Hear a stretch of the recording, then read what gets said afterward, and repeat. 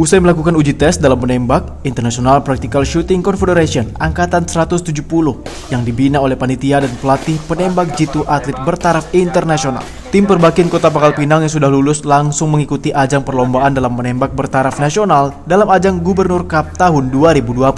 Dalam perlombaan menembak di tingkat nasional, Gubernur Cup 2020 tersebut, Persatuan Menembak Indonesia atau Perbakin Kota Pangkal Pinang berhasil menyabet juara umum dan juara lainnya dalam menembak ajang nasional dengan senjata laras panjang dan laras pendek.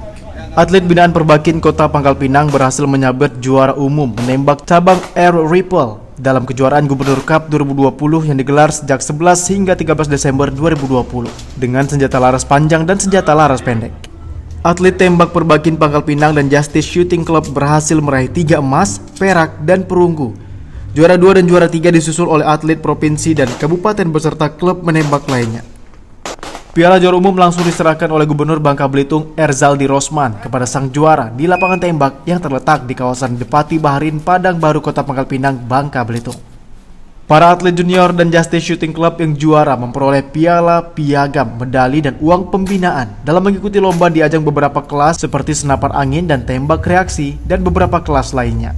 Dari penuturan Ketua Perbakin Kota Pangkal Pinang, pengacara ternama M. Adistia Sunggara dan Ketua Justice Shooting Club Johan Kadri.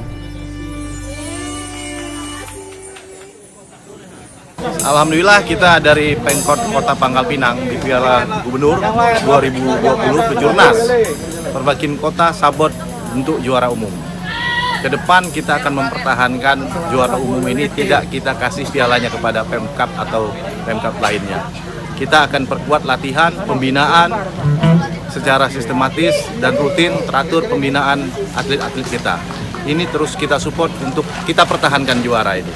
Ini adalah pertama kali dilaksanakan untuk tembak reaksi, tembak presisi. Kedepan kita akan lebih banyak belajar, kedepan juga kita terus banyak berlatih. Bagaimana nanti kejuaraan-kejuaraan berikutnya, anggota sertifikasi IPSC Angkatan 170 dan pertama di Bangka Belitung harus menjabat juara juga. Kita kalahkan daerah-daerah provinsi lain. Salah seorang peserta lomba yang tergabung dalam Justice Shooting Club yang merupakan seorang wanita menuturkan bahwa ia merasa puas mengikuti perlombaan ajang bertaraf nasional dalam menembak dengan menggunakan senjata api berlaras panjang dan laras pendek yang bertanding dengan para atlet dan penembak jitu ternama. Berlatih selama 2 tahun dengan gigih, meskipun ia berstatus sebagai seorang wanita, ia pun tak mau kalah saing dengan para peserta pria yang mengikuti lomba menembak Gubernur Cup 2020. Dan ia pun berhasil meraih kemenangan dan naik podium juara. Pak, bagaimana dengan hasil lomba tembak tadi, Pak? Untuk hasil lomba tembak tadi luar biasa. Untuk Perbakin Kota Pangkal Pinang dapat juara umum. Semangat. Strateginya apa aja, Mbak, tadi, Pak, bisa menembak tepat sasaran? Untuk strategi itu yang pasti kita harus fokus, sehat. Yang pasti latihan itu penting dengan fokus dan badan dalam kondisi yang sehat.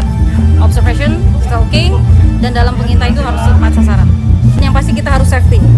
Safety itu penting banget. Kita dapat juara umum. Semangat. Pangkal Pinang, mantap. Perbakin Kota Pangkal Pinang.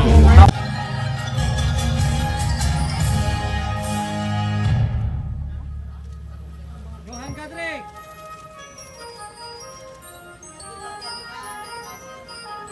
Dari Pangkal Pinang, Bangka Belitung, Frendi Primadana, TV One mengabarkan.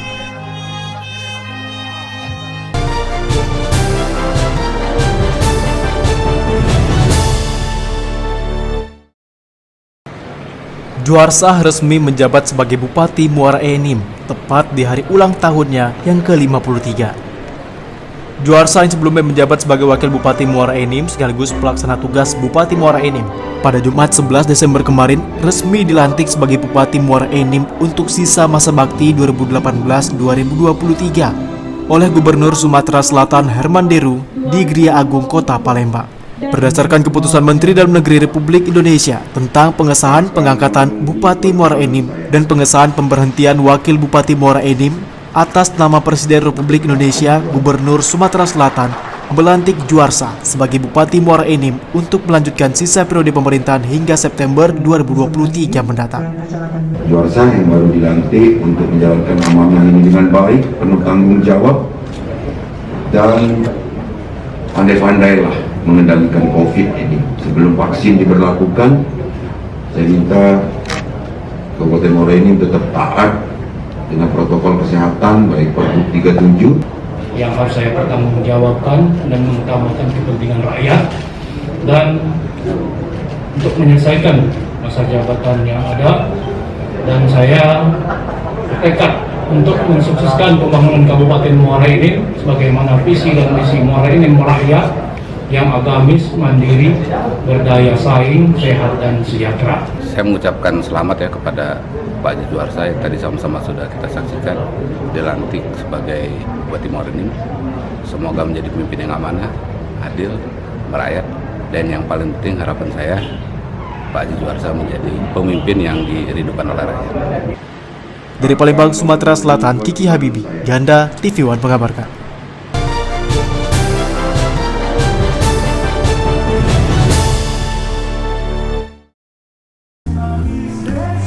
Launching perdana pasar online unggulan nasional dan penyerahan bantuan sarana UMKM bagi pedagang pasar serta pedagang keliling digelar di Musi Banyuasin, Sumatera Selatan. Launching pasar online ini bekerjasama dengan pemerintah Musi Banyuasin dengan Bank BRI. Kedatangan Bupati Musi Banyuasin, Dodi Reza Alex Nurdin disambut meriah oleh para pedagang serta para pengunjung acara launching pasar online. Acara launching pasar online ini diadakan di Pasar Randik, Kota Sekayu, Musi Banyuasin, Sumatera Selatan. Acara ini merupakan kerjasama pemerintah Musi Banyuasin dengan Bank BRI Cabang Sekayu. Dalam acara ini juga Bupati Musi Banyuasin mendapatkan penghargaan dari Bank BRI usai melaksanakan launching pasar.id. Pada hari ini kita melakukan launching ya Pasar ID, yaitu suatu marketplace sederhana sebenarnya ya, memberikan pengalaman digitalisasi kepada pedagang pasar UKM untuk memasarkan produknya. Jadi alasan dibalik digitalisasi pasar ini sebenarnya adalah bentuk ketulusan ya dari Bank BRI dalam masa pandemi Covid ini tetap mengupayakan agar pedagang pasar bisa tetap berjualan. Selain launching pasar online, pemerintah Musi Banyuasin melalui Dinas Perindustrian dan Perdagangan juga memberikan bantuan sarana UMKM kepada para pedagang pasar yang ada di wilayah Musi Banyuasin. Sebanyak 100 unit kendaraan yang diantaranya merupakan 50 unit bentor, 50 unit motor, serta 175 unit gerobak pedagang. Untuk bentor, untuk pedagang keliling itu ada 100 unit, jadi 50 unit bentor dan 50 unit motor rekayasa untuk pedagang keliling. Kemudian untuk gerobak kita ada 175 unit. Itu adalah untuk pedagang kuliner dan juga pedagang keliling kuliner. Ini semua ini diserahkan untuk masyarakat? Untuk masyarakat semuanya. Dalam rangka kita untuk mendukung pemulihan ekonomi masyarakat, terutama masyarakat yang terdampak pandemi COVID-19. Tanpa dipungut biaya, Bu? Tanpa dipungut biaya, semuanya gratis, murni dari dana APBD Kabupaten Musi Banyuasin. Sementara Bupati Musi Banyuasin, Dodi Reza Alex Nurdin menyambut bangga dengan dilaunchingnya pasar online ini. Karena inovasi ini sangat membantu warga yang ingin berbelanja pada masa pandemi COVID-19 saat ini. Bahwa ini kami mengedepankan yaitu pasar tradisional modern. Di sini bekerja sama dari antara pemerintah Kabupaten Musi Banyuasin dengan Bank BRI bagaimana kita memaksimalkan pelayanan kepada masyarakat. Apalagi di masa pandemi seperti ini dan di mana juga memberdayakan juga para pengantar atau delivery ojek online tadi yang selama ini juga tentu pendapatannya berkurang karena adanya wabah ini. Jadi di sini bisa mendapatkan keuntungan yang pedagang bisa tentu mendapatkan bisa memberikan pelayanan bukan hanya pengunjung yang datang tapi pada keseluruhan. Kemudian orang customer ataupun yang mau membeli, yang bayar di sini bisa dari rumah, dan yang tentu saja online-nya bisa hidup karena bisa untuk digunakan. Sebelumnya pemerintah Musi Banyuasin juga memberikan bantuan sarana UMKM di Kecamatan Pelakat Tinggi, serta memberikan penghargaan dan bantuan kepada para kepala desa berprestasi serta warga. Dari Musi Banyuasin, Sumatera Selatan, Puja Kusuma, TV One mengabarkan. Lagi makan apa?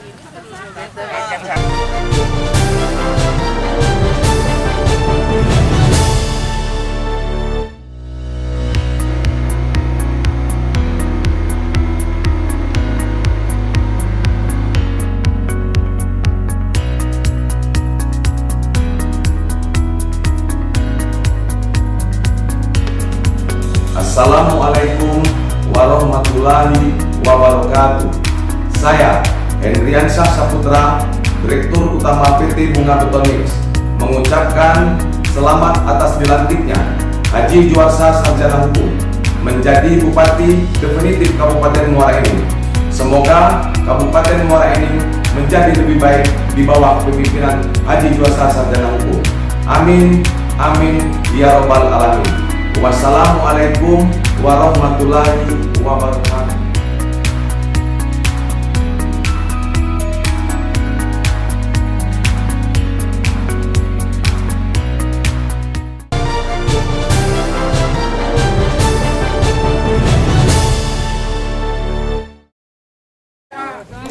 Beginilah keceriaan pasangan calon wali kota dan wakil wali kota Binjai nomor urut 3, Juliadi dan Amir Hamzah, saat tiba di posko kemenangan pasangan calon yang berada di Jalan Jamin Ginting, Kota Binjai. Saat disambut ratusan tim pemenangan dan relawan, air mata kebahagiaan tak dapat ditahan oleh seluruh tim pemenangan dan pasangan calon dengan hasil hitung cepat yang diraih. Bahkan tak lupa calon wali kota Binjai Juliadi meluapkan rasa syukur dengan bersujud dan memeluk ibunya, istrinya, serta keluarga terdekatnya. Pasca penghitungan suara di TPS, pasangan yang diusung oleh Partai Golkar, Demokrat, dan P3 ini langsung melakukan klaim kemenangan di 5 kecamatan dalam Pilkada Kota Binjai dengan selisih suara lebih dari 20.000 suara. Hal ini berdasarkan data hitung cepat yang dibuat oleh Partai Golkar Kota Binjai dengan hasil 51%. Data tersebut juga diperkuat dengan laporan para saksi di setiap TPS yang ada di Binjai. Dalam sambutannya, calon wali kota Binjai Juliadi mengatakan meskipun mereka unggul dalam hitung cepat, namun hasil yang pasti masih menunggu pengumuman dari KPU Kota Binjai. Maka hari ini kami sampaikan, saya dan Pak Amir Hamzah mengucapkan rasa syukur kepada Allah Subhanahu wa Ta'ala dan terima kasih atas segala bentuk pengorbanan yang telah dilakukan oleh seluruh relawan mitra juang kami dan juga para teman-teman media center yang juga ikut andil dalam upaya kita untuk ikut mensosialisasikan kita di tengah-tengah masyarakat. Yang kedua, kami mengajak kepada kita semua, mari sama-sama kita tetap melaksanakan protokol kesehatan dengan menggunakan masker dan lain sebagainya, karena ini memang komitmen kita untuk memutus mata rantai pengembangan COVID-19. Yang ketiga, kami harapkan kepada kita semua, sekali lagi, mari sama-sama, pilkada sudah selesai. Dari Binjai, Sumatera Utara, Taufik Hidayat, TV One mengabarkan.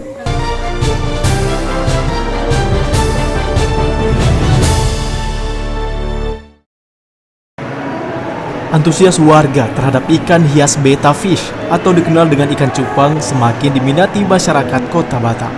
Bazar yang dikemas dalam festival Betta Fish digelar selama 1 minggu. Harga ikan cupang dijual secara bervariasi, mulai dari yang terendah Rp50.000 dan yang tertinggi Rp15 juta per ekor. Tergantung dari jenis ikan dan penampilan sirip serta corak warna. Jika semakin tinggi nilai, maka semakin tinggi pula harganya. Tentunya hal ini menjadi peluang bisnis bagi pembudidaya ikan cupang di Batam, Kepulauan Riau, karena tak sulit menemukan pasarnya, terlebih bagi pecinta ikan hias. Bahkan saat ini banyak kalangan sengaja melakukan event kontes ikan cupang untuk menggairahkan bisnis ikan cupang di masa pandemi. Dalam festival Betta Fish yang digelar di Mall Botania 2 ini, panitia memberikan sejumlah penghargaan kepada peserta yang mampu meraih predikat ikan terbaik di antara para kontestan. Di sini kita selaku dari pihak panitia IO BIB Live, kita mengadakan bazar selama 1 minggu, dari mulai hari Minggu sampai ke minggu ini. Nah, tujuan kita untuk memberi bazar ini agar menaikkan UMKM Batam, khususnya yang terdampak COVID-19 ini. Nah, jadi tujuan kita itu selaku IO untuk mendirikan peningkatan UMKM Batam. Standar IBC ini menilai semua aspek dari ikan itu, apa-apa aja, ya. Jadi ada 2. Jadi dari karakter fisiknya dan karakter warna. Jadi dari fisik itu ada 3-nya. Kita lihat dimensinya, lihat kondisinya, lihat mentalnya. Kemudian dari bentuk warna, ya kita lihat warnanya. Dari Batam, Kepulauan Riau, Alboy, TV One mengabarkan.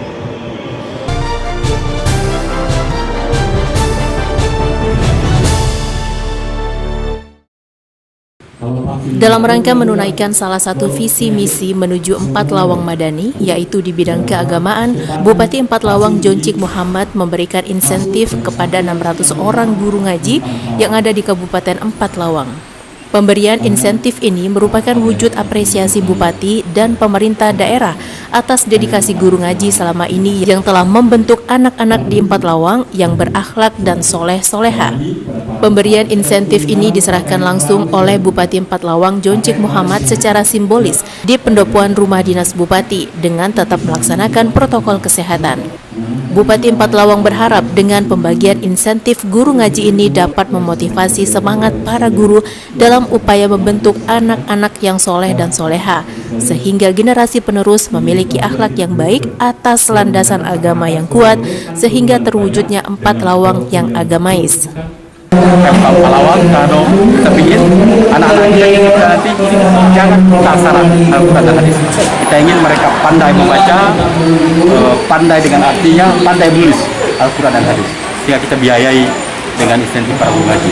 Di prioritas, kita boleh keuangan kita mengalami penurunan, program lain dihapuskan, tapi khusus untuk insentif guru ngaji tidak boleh dipangkas. Tambahan kekurangannya tadi Pak Bupati? Termasuk kekurangan ini. Harapan kita mereka semakin bersemangat, meningkatkan kemampuan, sehingga mentransfer ilmu pada anak-anak dan cucu kita.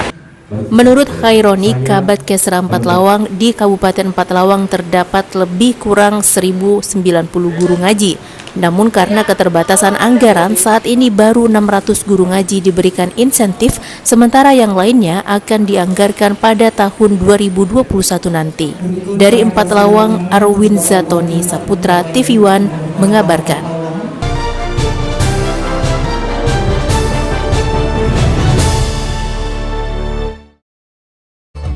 Menteri Pekerjaan Umum dan Perumahan Rakyat pada Sabtu 5 Desember meresmikan penanaman 176.000 bibit pohon di sejumlah daerah di kawasan proyek strategis nasional. Salah satunya di Bendungan Lau Simeme di Kabupaten Deli Serdang, Sumatera Utara, secara virtual sebagai bentuk penghijauan mencegah bencana alam, banjir, dan longsor. Melalui aplikasi virtual, Basuki Hadi Mulyono, Menteri PUPR, dan disaksikan langsung Muspida Kabupaten Deli Serdang meresmikan penanaman 176.000 bibit pohon di sejumlah daerah di kawasan proyek strategis nasional. Menteri PUPR menanam sebanyak 450 bibit pohon durian dan pohon duku untuk menghijaukan bumi, mencegah terjadi pemanasan global dan bencana alam, banjir, dan longsor. Selain itu, hasil dari pohon tersebut nantinya akan dikelola masyarakat untuk menambah peningkatan perekonomian warga di sekitar lokasi bendungan.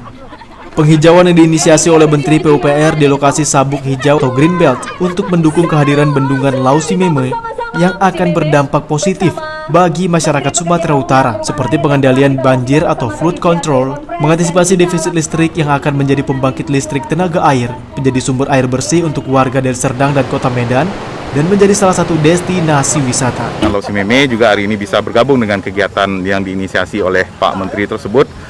Untuk saat ini kita akan menanam kurang lebih 450 batang yang terdiri dari pohon durian musangking dan juga jenis pohon duku.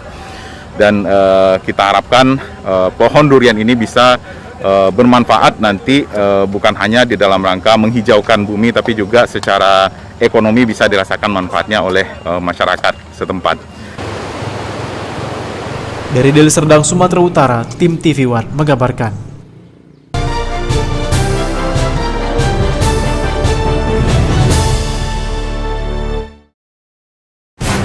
Dinas Pekerjaan Umum dan Penataan Ruang. Pemerintah Kota Tanjung Pinang.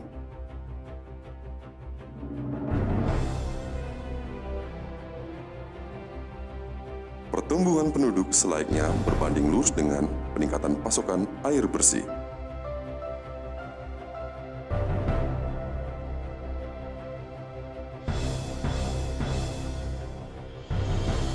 Untuk itu, dibutuhkan suatu solusi pemenuhan kebutuhan pasokan air bersih bagi masyarakat.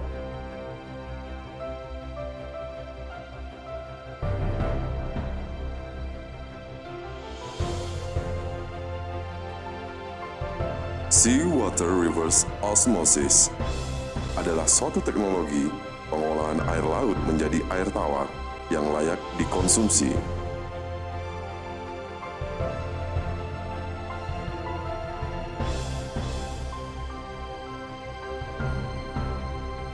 reverse osmosis, satu teknologi yang digunakan untuk memisahkan kandungan garam pada air laut dengan proses penyaringan bertekanan tinggi melalui suatu membran saring.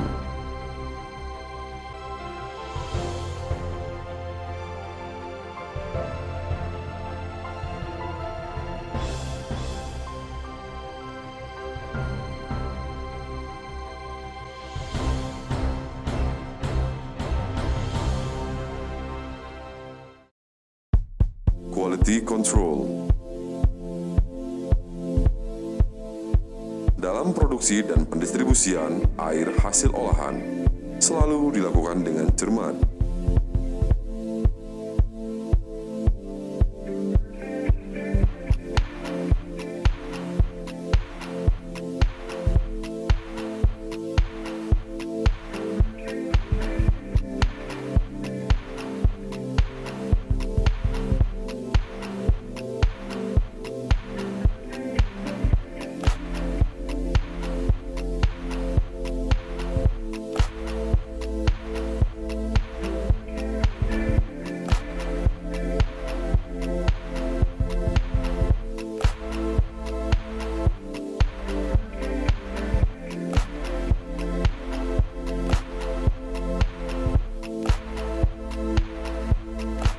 Agar air yang dihasilkan bisa langsung dapat dikonsumsi oleh para pelanggan.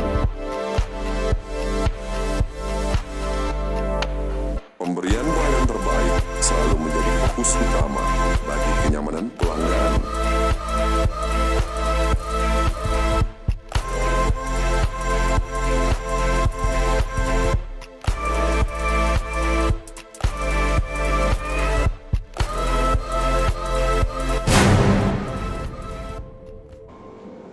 Saat ini SWRO di Kota Tanjung Pinang merupakan bagian dari sistem penyediaan air bersih yang dibangun secara mandiri oleh pemerintah Kota Tanjung Pinang. Dari beberapa belas PAM yang ada, 2 diantaranya adalah SWRO yang terdapat di Batu Hitam dengan jangkauan adalah di sekitar Kota Lama dan juga air curah, dan satu lagi SWRO yang kita bangun adalah di Pulau Penyengat.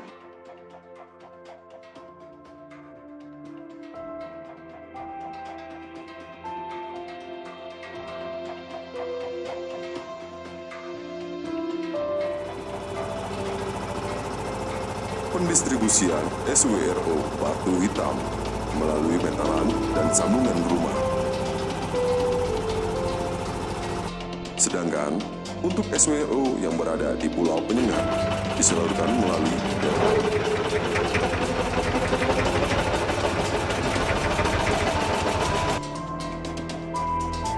SWRO Batu Hitam memproduksi 300 kubik lebih air bersih untuk disalurkan kepada 830 sambungan rumah.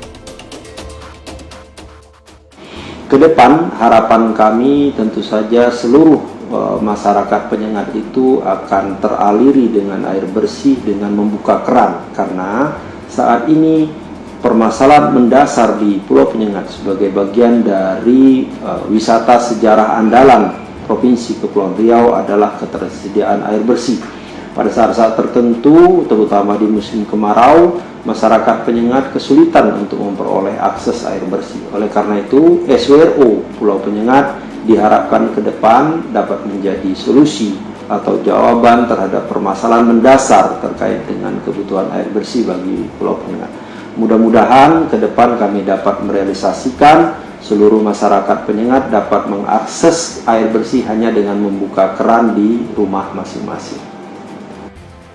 Nama Ana, saya tinggal di Pelantar Tambak 2. Untuk pelayanannya, airnya bagus sih. Saya udah 1 tahun berlangganan, 1 tahun lebih lah. Kalau semisal ada air yang dari pemerintah itu kan nggak tiap hari ada kan, nah itu ini sangat membantu. Harganya juga murah, terjangkau sama masyarakat gitu. Terus kalau semisal ada kekurangan, semisal ada alat rusak atau apa kan, teknisi saya WhatsApp gitu, biasanya cepat datang sih, bagus sih. Sukses terus SWRO Tanjung Pinang.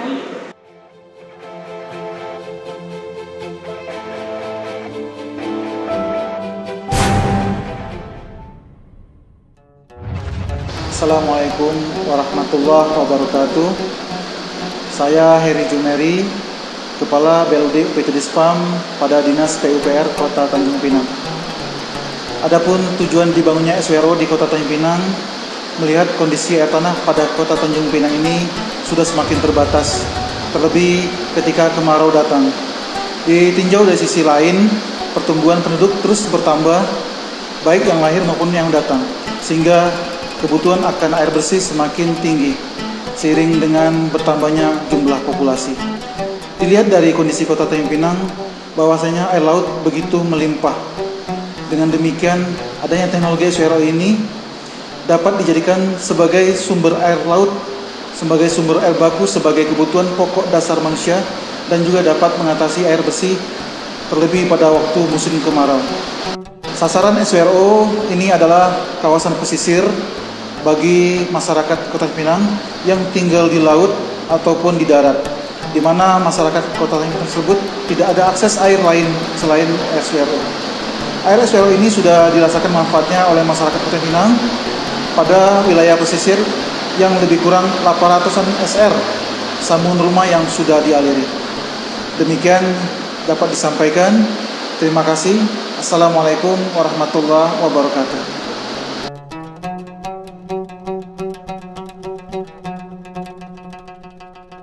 Demikian mungkin sekilas tentang pandangan kami terkait dengan keberadaan SWRO Batu Hitam. Sekali lagi kami menghimbau kepada masyarakat, bantu kami di pemerintah Kota Tanjung Pinang dalam rangka menyediakan air bersih bagi masyarakat dengan tidak melakukan penghambur-hamburan atau hemat dalam menggunakan air bersih, karena sekali lagi air bersih keterdapatannya di dunia ini hanya sekitar 4% dari kondisi luas dunia yang sebagian besar itu didominasi oleh air laut. Sekali lagi kami mohon partisipasi dari masyarakat untuk sama-sama kita menghemat air sebagai perilaku kita ke depan dalam rangka membantu pemerintah Kota Tanjung Pinang penyediaan akses air bersih. Demikian, Assalamualaikum warahmatullahi wabarakatuh.